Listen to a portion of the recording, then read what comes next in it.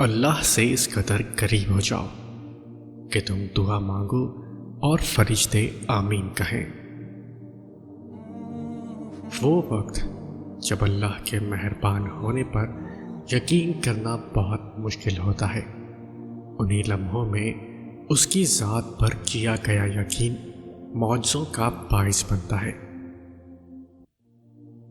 بے شک اللہ تعالیٰ ہی دوست ہے تمہارا اور وہ سب سے بہتر مددگار ہے۔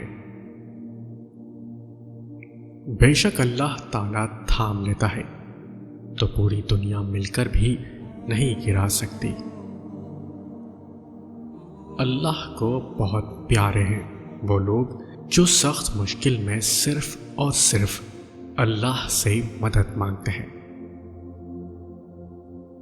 میں نے اپنی زندگی کا ہر فیصلہ اللہ پر چھوڑ دیا اور بے شک میرے اللہ نے مجھے مایوس نہیں ہونے دیا۔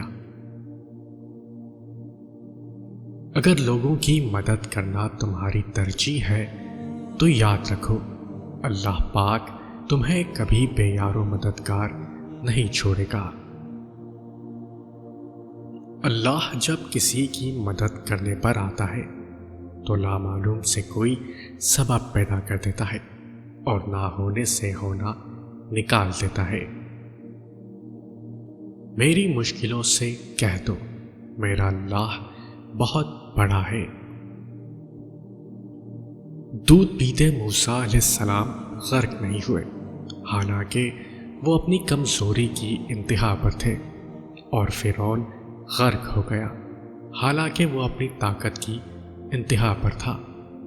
اپنے معاملے کو خالق کے سپرد کر دو، اصل طاقت اور قوت کی مالک ذات صرف اللہ کی ہے۔ مردہ زمین اور مردہ دلوں کو صرف اللہ زندہ کر سکتا ہے، صرف اللہ کا قرآن کر سکتا ہے۔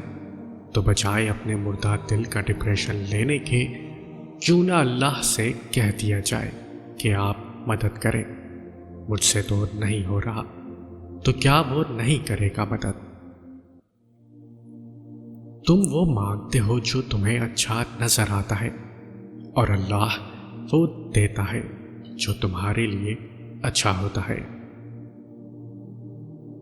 جہاں بندے کے صبر کی آخری حد ختم ہونے لگتی ہے، بس وہیں پروردگار فرما دیا کرتے ہیں کن، اور ناممکن پھر ممکن ہو جایا کرتا ہے۔ ارشاد باری تعالیٰ ہے، اگر اللہ تعالیٰ تمہاری مدد پر ہو تو کوئی طاقت تم پر غالب آنے والی نہیں، اور اگر وہ تمہیں چھوڑ دے تو اس کے بعد کون ہے جو تمہاری مدد کر سکتا ہے؟ بس سچے مومنوں کو اللہ تعالیٰ ہی پر توکل کرنا چاہیے۔ آدھے سے زیادہ کام تو اس وقت ہو جاتا ہے جب آپ کہتے ہیں یا اللہ مدد۔ انسان غیبی نصرتیں اور مدد تب تک حاصل نہیں کر سکتا جب تک اس کے دل میں غیروں کی ہدایت کی تمنا نہ ہو۔ دوسروں کی مدد کیا کرو، اللہ تمہاری مدد کرے گا۔ دوسروں کو سکون دینے والا کبھی بے سکون نہیں رہتا۔